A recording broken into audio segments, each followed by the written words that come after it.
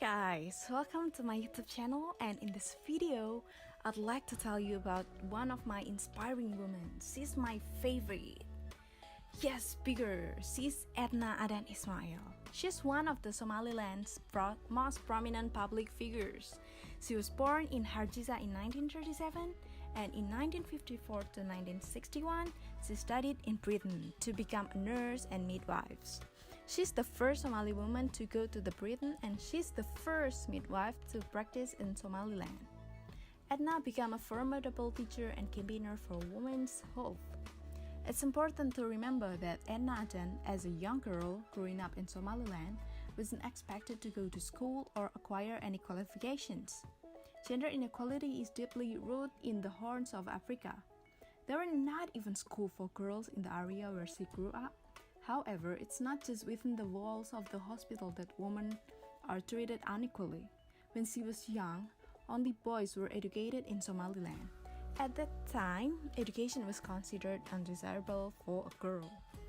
But she would be able to study in Britain because of her effort. She loved learning, she loved to study, and to be given this opportunity was a great gift, and she loved every minute of it. In 1960s, she was denied civil service appointment because she was a female, and no female had ever been appointed to such a senior position in the past. She declares, "I refuse to quit." Then she got the job and worked for 22 months without a salary. Edna saw how poor healthcare, lack of education, and ancient superstition had devastating effects on Somaliland's people, especially its women. When she suffered the trauma of FGM herself as a young girl at the bidding of her mother. Wait, what is FGM? FGM is a female genital mutilation, also known as female genital cutting. It's a tradition still practiced in parts of Somaliland. Wow, she's definitely a strong woman. From that, Edna's determination was set. In 1965, she was recruited by World Health Organization to educate other nurses and midwives. And in 1976, she started to speak out against FGM. While working for both the World Health Organization and the United Nations, Edna Adan had made several attempts to set up a hospital of her own.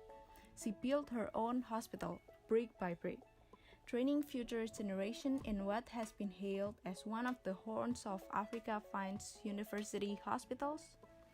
As a health professional, she saw how gender inequality can kill. Miss Adan opened a maternity and teaching hospital in Somaliland in 2002. There, health workers were trained to safeguard not only women's health, but their rights as well. This all can happen because of his father's support. She took inspiration from her father, a doctor.